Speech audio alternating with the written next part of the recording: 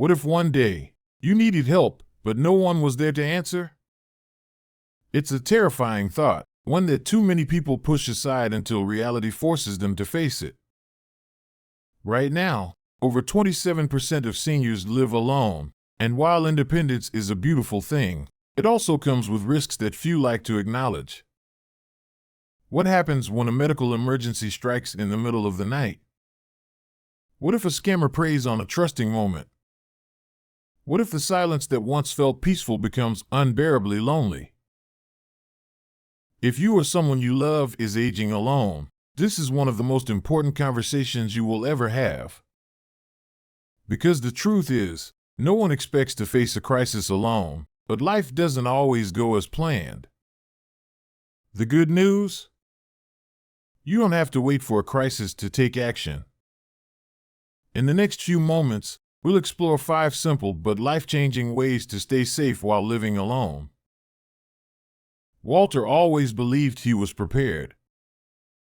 A retired carpenter, he prided himself on being self-sufficient, cooking his own meals, fixing things around the house, and tending to his small garden. But as the years passed, a quiet fear began to settle in. He never spoke about it, but it was always there, lingering in the back of his mind. What if something happened? What if he fell and couldn't reach the phone? What if days passed before anyone even realized he needed help? One night, those fears became real. Walter woke up feeling dizzy. At first, he brushed it off, assuming it was nothing. But as he tried to stand, his legs gave out beneath him. He collapsed onto the floor, too weak to move. His phone was on the nightstand, just out of reach. Hours passed. The morning sun rose. Noon came and went. No one knew he was there. Walter's story isn't unique. Too many seniors wait until a crisis forces them to make a change. But by then, it's often too late. Maybe you live alone, or maybe it's your parent, your neighbor, or someone you love. What would happen if they needed help, and no one knew? What if it were you? The reality is, hope is not a plan. But the good news? You don't have to live in fear. You can take action today. Here's how. Before we begin, I'd really appreciate it if you like this video. It helps me keep sharing more important lessons. If you haven't subscribed yet, I highly recommend hitting the subscribe button and turning on the notification bell so you don't miss any future videos. Also, if you enjoy this video, please comment 1. If you don't, comment 0 so I know how to improve. Now, let's get started. 1. Set up a daily check-in system. Walter had always prided himself on his independence. He had spent his life building things with his hands, solving problems, and relying on his own strength to get by. But that night on the floor changed everything. He finally understood that independence wasn't about doing everything alone. It was about being smart enough to create a safety net before it was too late. That's when he made a simple but life-changing decision. He set up a daily check-in system. It wasn't complicated. Every morning, he sent a quick text to his neighbor, Joe. Just a simple good morning or all good here. If Joe didn't hear from him by a certain time, he knew to check in. That tiny action, that one habit, changed everything. Walter no longer had to fear what might happen if he had an accident, got sick, or even just forgot to take his medication. He had a lifeline, and that lifeline gave him peace of mind. For seniors living alone, one of the biggest dangers isn't just falling, it's falling and not being found. A stroke, a heart attack, a sudden dizzy spell, these things happen quickly, and if no one notices, they can turn from minor emergencies into life-threatening situations. Too many older adults lie helpless for hours, sometimes days, before anyone realizes something is wrong. The difference between survival and tragedy isn't just luck, it's whether or not someone is checking in. Walter didn't want to take that risk anymore. He made a promise to himself, no more waiting for a close call to take action. He made sure his check-in system was consistent, easy to follow, and required minimal effort. For him, texting Joe each morning worked best, but he knew that wasn't the only option. For some, a daily phone call with a friend or relative might be the best approach. Others might prefer a quick video chat or even a wave from a neighbor as a simple check-in. There are also automated check-in services, apps that send an alert if the user doesn't check in at a set time. Even smart home devices, like motion sensors or voice-activated assistants, can detect if there's been no movement in the house and notify an emergency contact. The method doesn't matter. What matters is having a system in place that ensures someone will notice if something goes wrong. The best part? A check-in system isn't just about emergencies, it's about staying connected. A simple "how are you" can brighten someone's day. Walter found that his morning check-in wasn't just a routine, it became something he looked forward to.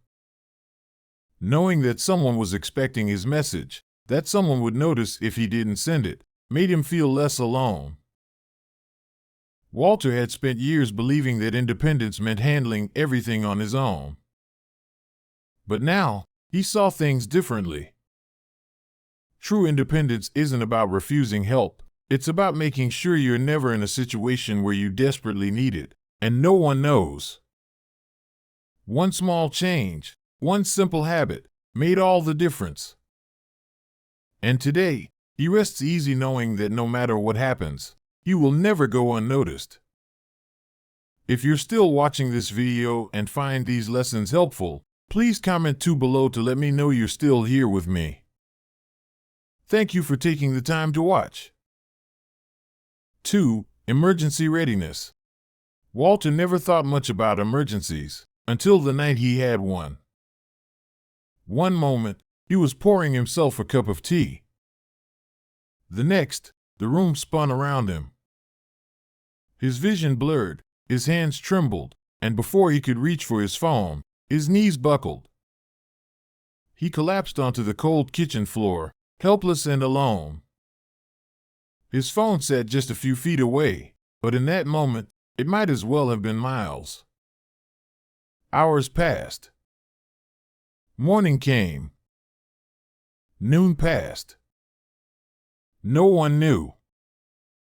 No one came. By the time help finally arrived, his condition had worsened. He was lucky to survive. But after that night, Walter understood a truth too many seniors learn the hard way. When you live alone, an emergency plan isn't optional. It's essential. The terrifying thing about emergencies is that when they happen, every second counts. A heart attack, a stroke, a fall, they don't give warnings. They don't wait for a convenient time. They happen fast, often in silence, and if no one is there to help, they can turn from manageable to life-threatening in minutes. Hope is not a plan. Wishing for the best isn't enough when life throws the unexpected your way. But here's the good news: preparing for an emergency isn't complicated. It only takes a few small, smart steps that could save your life. Walter knew he had to make changes. The first step was making sure help was always within reach. He wrote down all his emergency contacts and placed them in easy-to-find locations, next to his phone, on the refrigerator, even taped to the inside of his front door, just in case a first responder needed quick access. He programmed his smartphone with ICE, in case of emergency, contacts, so even if he couldn't communicate, paramedics could reach his loved ones. He knew that in a crisis, Fumbling through an address book or struggling to remember numbers under stress could cost him precious minutes. But even with those changes, Walter realized something even more urgent. His phone alone wasn't enough. What if he couldn't reach it? What if he collapsed in the hallway? What if he fell in the shower, where his phone was nowhere near him? That's when he made another life-changing decision.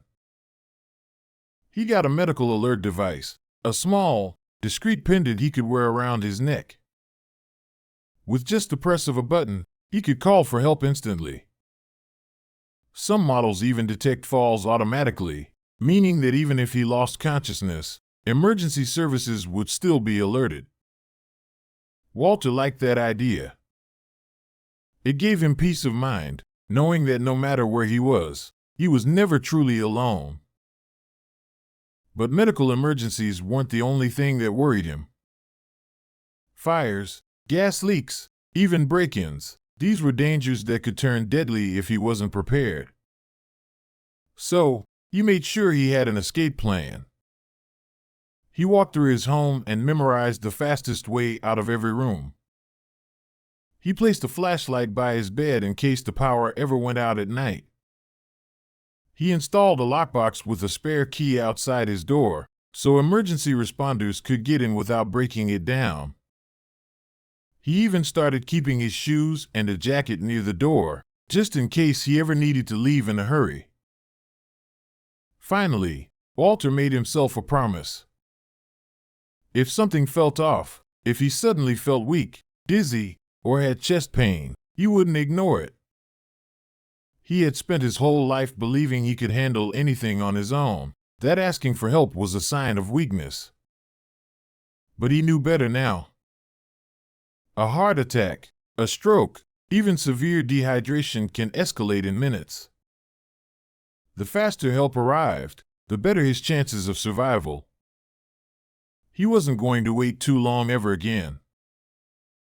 That night on the kitchen floor had changed everything. Walter had been lucky, but he knew luck wasn't a plan. He made a choice to be prepared, not just for himself, but for the people who cared about him. Because the truth is, emergencies don't wait. They don't care how independent you are. But if you prepare now, you won't have to live in fear. Walter didn't think about what-ifs anymore. He had a plan. And that plan meant that no matter what happened, he would never be truly alone. If you're still watching this video and find these lessons helpful, please comment 3 below to let me know you're still here with me. Thank you for your valuable time. 3. Strengthen home security. Walter had always felt safe in his home. It was the same house he had lived in for over 30 years, the same neighborhood where he and his wife had once raised their children. But one evening, just as the sun dipped below the horizon, something happened that shook him to his core. A knock at the door. It was late, and he wasn't expecting anyone. He hesitated, a sense of unease settling over him. When he peered through the peephole, he saw a man in a uniform claiming to be from the utility company. "Urgent issue," the man said. "Needs to be checked immediately." Walter's heart pounded. Something felt off. He asked for identification, but the man grew impatient, insisting the problem was serious. Walter's instincts screamed at him, something wasn't right. Instead of opening the door, Walter did something that would later save him. He called his neighbor, Joe. Within seconds, Joe confirmed that no one in the area had been notified of any utility work. By the time Walter turned back to the door, the man was gone. That night, Walter couldn't sleep. What if he had opened the door? What if he had let that man inside? He had always believed that crime happened to other people, that he was smart enough to avoid being scammed or burglarized. But this wasn't just about being cautious, it was about being prepared. Seniors living alone are often seen as easy targets, and if he didn't take steps to secure his home, he was leaving himself vulnerable. The thought unsettled him. He knew it was time to take action. The first thing Walter did was upgrade his locks. His old ones had worked fine for years, but he learned that criminals look for weaknesses, doors that can be forced open, locks that can be picked in seconds. He installed reinforced deadbolts and checked every entry point in his home. Then, he added motion sensor lights outside. Darkness is a burglar's best friend, and Walter wasn't going to give them that advantage. The next time someone approached his house unexpectedly at night, they'd be met with a flood of bright light. But he didn't stop there. He installed a video doorbell, one that allowed him to see and speak to visitors without ever opening the door. If someone knocked claiming to be from the bank, the police, or a utility company, he could check first, verify their credentials, and call a trusted person before making any decisions. No more guessing. No more risks. The best part? The simple presence of a camera often deters criminals before they even attempt anything. Walter also realized that burglars weren't the only threat. Scammers were just as dangerous. One day, he got a phone call from someone claiming to be from his bank. The voice on the other end was urgent, warning of fraudulent activity on his account. "We need to verify your information immediately to protect your money," they said. It sounded official. It sounded serious. But Walter had learned his lesson. Instead of panicking, he hung up and called his bank directly. There was no issue with his account. It had been a scam, one that could have cost him thousands. From that day forward, Walter made a new rule. He would never give personal or financial information over the phone. If someone called claiming to be from the IRS, his bank, or any organization asking for urgent details, he wouldn't engage. He would verify by calling the company directly. Scammers rely on fear and quick decisions, but Walter knew that a moment of caution could save him from being their next victim. Still, he understood that no matter how many precautions he took, there might come a day when he needed help. That's why he made sure a trusted friend knew his routine, knew when to check in, and knew what to do if something didn't seem right. If he ever felt uneasy about a visitor, a phone call, or even a strange email, he wouldn't make a decision alone. Having someone to run things by wasn't a sign of weakness, it was a sign of wisdom. Walter had spent years believing that his home was the safest place in the world. And while it still was, he now understood that safety isn't something to take for granted. It's something you build. It's something you protect. That night, as he locked his doors, checked his video feed, and rested easier knowing his home was secured, one thought brought him peace. He was no longer an easy target. If you're still watching this video and find these lessons helpful, please comment below to let me know you're still here with me. Thank you for your valuable time. 4. Fall prevention. Walter never thought much about falling. He had always been steady on his feet, strong from years of carpentry work, moving up and down ladders, lifting heavy wood, and navigating tight spaces. His balance had never failed him before. But time has a way of changing things. One afternoon, as he walked through his living room, his foot caught on the edge of a loose rug. It happened in an instant. His body lurched forward, and before he could react, he was on the ground. A sharp pain shot through his hip. He lay there, stunned, shaken, and unable to get up. His phone was in his pocket. This time, he was lucky. He was able to call for help. But as he sat waiting, one terrifying thought ran through his mind. What if my phone had been across the room? What if no one checked on me for hours, or even days? Walter had always thought of falls as something that happened to frail, sickly people. But now, he understood the truth. Falls are the number one reason older adults end up in the emergency room. And worse, many never fully recover. Some lose their mobility. Some lose their confidence. Some never live independently again. That single moment made Walter realize that independence wasn't just about being strong. It was about being smart enough to protect himself before another fall happened. He was determined to make sure it never did. The first thing he did was assess his home. This time, he didn't see it as a place of comfort. He saw it as a potential hazard zone. He walked from room to room, noticing dangers he had overlooked for years. Loose rugs, uneven floors, cluttered walkways, dim lighting in the hallway.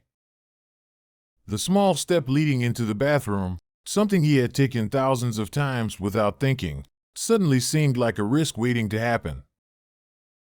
One by one, he made changes. The rugs? Gone. If he absolutely had to keep one, he secured it with non-slip backing. The dim lights? Replaced with bright LED bulbs, especially near staircases and hallways. He installed nightlights in every hallway, so if he woke up in the middle of the night, he wouldn't have to fumble in the dark. And in the bathroom, where most falls happen, he took no chances. Grab bars next to the toilet. Grab bars inside the shower. No more balancing on one foot while stepping over the bathtub's edge. He also placed a rubber mat in the tub to prevent slipping. But Walter knew fall prevention wasn't just about making his home safer, it was also about making his body stronger. After his fall, he realized something he had been ignoring for years. His legs weren't as strong as they used to be. When he got up from a chair, he felt a little shaky. Walking for long periods left his knees sore. If he didn't do something now, it would only get worse. So, he started small. Every morning, 5 minutes of simple exercises. Standing up from a chair without using his hands. Heel-to-toe walking to improve balance. Ankle rolls to keep his joints flexible. It wasn't much, but little by little, he felt steadier. More confident. More in control. Even with all these precautions, Walter knew accidents could still happen. That's why he always kept his phone in his pocket or on a lanyard around his neck. He also made sure he had a medical alert device with fall detection, because sometimes, even if you do everything right, life still throws you unexpected challenges. The difference now was that he was ready. Walter never thought a simple fall could change his life. But it did. It made him see the dangers in his own home, the weakness in his own body, and the importance of being proactive. As he walked through his house now, free of clutter, well-lit, with sturdy grab bars exactly where he needed them, he didn't feel fragile. He felt prepared. Because independence isn't about pretending you don't need help. It's about making sure you never have to. If you're still watching this video and find these lessons helpful, please comment 5 below to let me know you're still here with me. Thank you for your valuable time. 5. Stay socially connected. Walter had always considered himself a strong, independent man. He never needed a crowd to feel content. After his wife passed, he adjusted to the quiet. At first, it wasn't so bad. He filled his days with small tasks, tending to his garden, reading his favorite books, fixing things around the house. But as the months passed, the silence grew heavier. Days turned into weeks without a real conversation. Meals were eaten alone. Stories went untold. Laughter became something he only heard on television. He told himself he was fine, that he enjoyed his solitude. But something had shifted.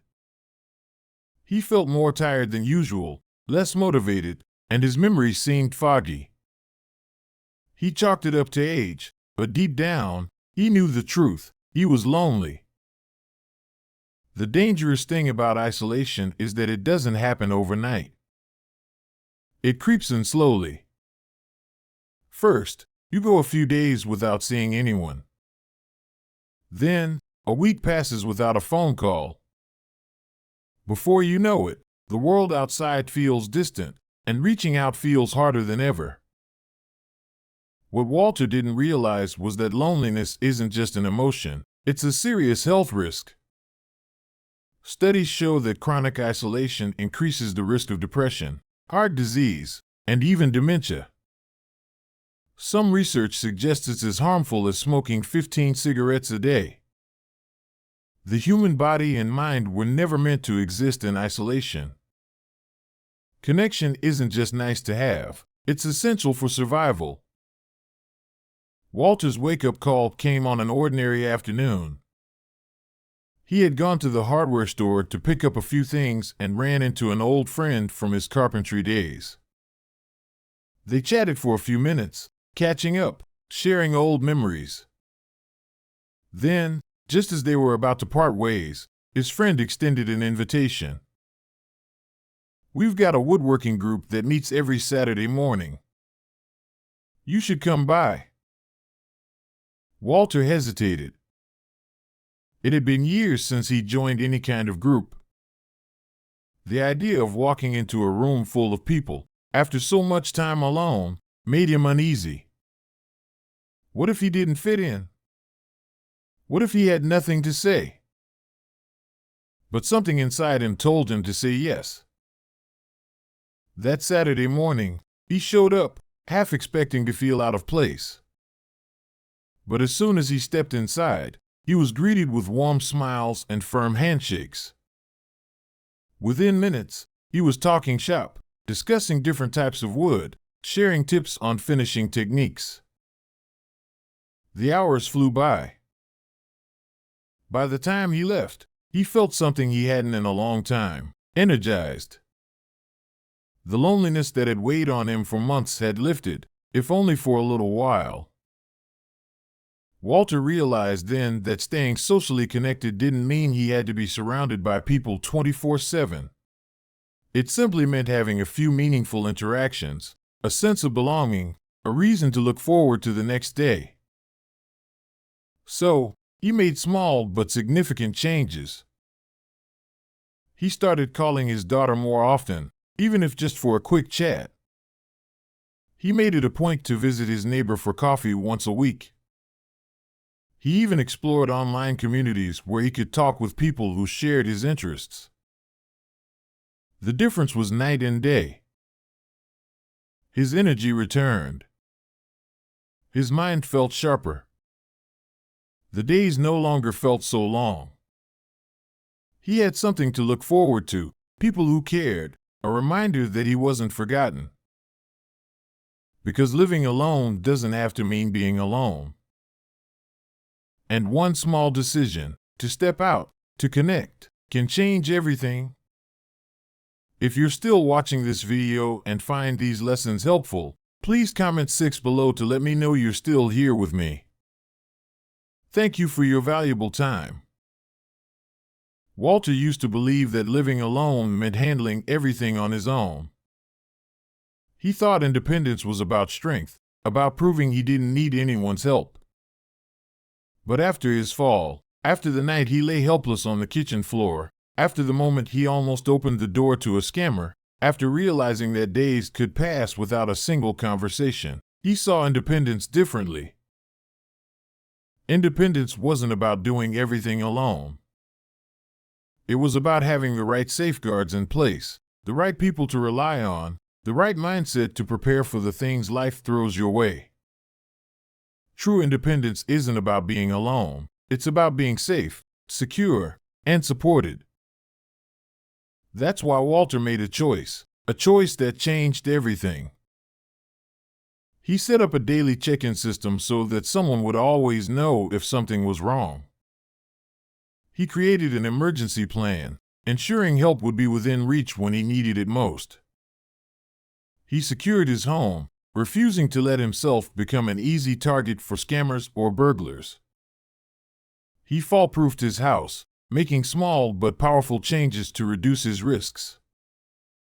And perhaps most importantly, he reconnected with the world. He found a group, a purpose, a reason to get up in the morning beyond just passing time.